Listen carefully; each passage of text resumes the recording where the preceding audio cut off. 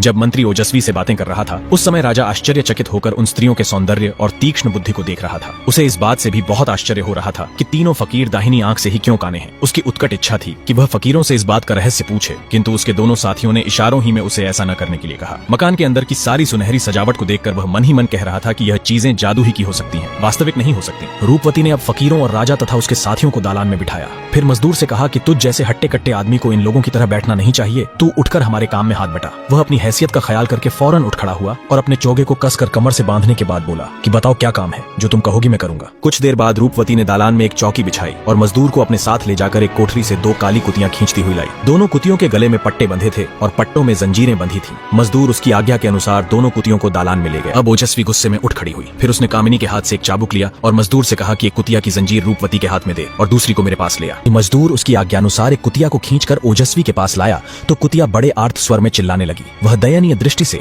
ओजस्वी की तरफ देखती जाती थी और उसके पैरों पर अपना सर भी रगड़ती जाती थी। ओजस्वी ने उसके इस अनुनय पर कुछ ध्यान न दिया और सड़ासड़ उसे चाबुक मारना शुरू किया। मारते मारते जब ओजस्वी का दम फूल गया तो उसने मारना बंद कर दिया। फिर मजदूर के हाथ से कुतिया की जंजीर लेकर उसके अगले पंजे पकड़कर पिछले पैरों पर खड़ा किया। कुतिया और ओजस्वी एक दूसरे को देखकर बड़े दुख के साथ आंसू बहाने लगी। फिर ओजस्वी ने रूमाल से कुतिया के आंसू पोंछे और प्यार से उसका मुंह चूमा। फिर मजदूर को उसकी जंजीर थमाकर कहा कि इस कुतिया को दालान में ले जा और दूसरी को यहाँ ला। मजदूर ने इस कुतिया को ले जाकर दालान में बांधा और रूपवती के हाथ से दूसरी कुतिया लेकर ओजस्वी के पास लाया। ओजस्वी ने इस कुतिया को भी पहली कुतिया की भांति खूब मारा। फिर उसकी आंखों में आंखें डालकर रोई और उसके आंसू पोंछकर और मुंह चूमकर प्यार किया। इसके बाद मजदूर ने इस कुतिया को भी दालान में ले जाकर बांध दिया। तीनों फकीरों, राजा और उसके साथियों को यह सब देखकर बड़ा आश्चर्य हुआ कि पहले तो ओजस्वी ने अत्यंत निर्दयता से कुतियों को पीटा, फिर उनके साथ मिलकर रोई भी। राजा अपनी उत्सुकता नहीं रोक पा रहा था। उसने इशारे से मंत्री से कहा कि इस रहस्य को पूछना चाहिए। मंत्री ने पहले तो टाल मटोल की और दूसरी ओर देखने लगा, लेकिन जब राजा संकेत से प्रश्न करता ही रहा तो उसने संकेत से विनती की कि इस समय इस बात को यहीं समाप्त कर दीजिए, कुछ पूछिए नहीं। ओजस्वी कुतियों को पीटने के बाद कुछ देर तक सुस्ताती रही। फिर कामिनी ने उससे कहा, बहन तुम अपने स्थान पर आ बैठो तो हम अगला काम करें। ओजस्वी ने कहा, अच्छा। फिर वह दालान में आकर एक पहले से बिछी हुई चौकी पर बैठ गई। उसने खलीफा और उसके साथियों को अपने दाईं ओर और फकीरों और मजदूरों को बाईं ओर बिठा लिया। चौकी पर बैठकर वह कुछ देर और सुस्ताती रही। इसके बाद उसने रूपवती से कहा कि बहन उठो, तुम्हें मालूम है कि तुम्हें अब क्या करना है। स्त्री ने अपने वस्त्र क्यों उतार फेंके और फिर क्या हुआ।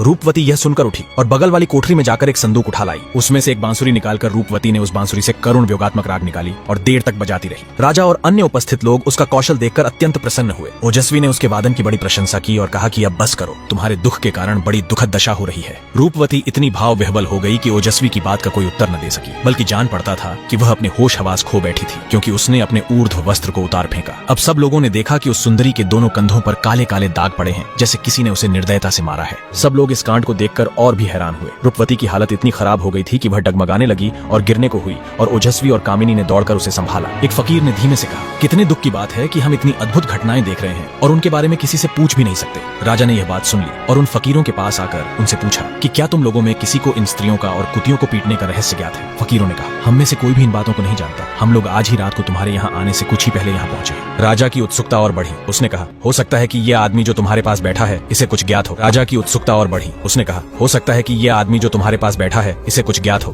फकीर ने इशारे से मजदूर को अपने और निकट बुलाया और पूछा कि क्या तुम्हें मालूम है कि ओजस्वी ने दोनों कुतियों को क्यों पीटा और रूपवती के कंधों और बाह पर काले दाग कैसे हैं। मजदूर ने कहा कि मैं भगवान की सौगंध खाकर कहता हूँ कि मुझे कुछ भी नहीं मालूम। मैं तो इस घर में आज ही आया हूँ और इस घर में यही 3 स्त्रियां रहती हैं। राजा और फकीरों ने सोचा था कि वह आदमी उन स्त्रियों का सेवक होगा। अब सबको विश्वास हो गया कि भेद खुलने की कोई संभावना नहीं है, लेकिन राजा हार मानने को तैयार नहीं हुआ। उसने कहा, हम लोग 7 मर्द हैं और ये सिर्फ 3 औरतें। हम सब मिलकर इनसे इस भेद को पूछें। अगर ये लोग खुशी खुशी बता दें तो ठीक है, नहीं तो हम जोर जबरदस्ती करके भी इनसे बात उगलवा लेंगे। मंत्री की राय इसके विपरीत थी। उसने राजा के कान में कहा, हम सबका यहाँ पर बड़ा स्वागत सत्कार किया गया है और गाने बजाने से भी हमारा मनोरंजन हुआ है। ऐसी दशा में जोर जबरदस्ती ठीक नहीं है। फिर आप यह भी देखें कि इन स्त्रियों ने किस शर्त पर हमें अपना अतिथि बनाया है। हमने भी उनकी यह शर्त मानी है कि हम कुछ पूछताछ नहीं करेंगे। अगर हम अपना यह वादा तोड़ेंगे तो ये लोग क्या हमें बेईमान नहीं कहेंगे, और उन्होंने हमारे लिए ऐसा कहा तो हमारे लिए डूब मरने की बात होगी।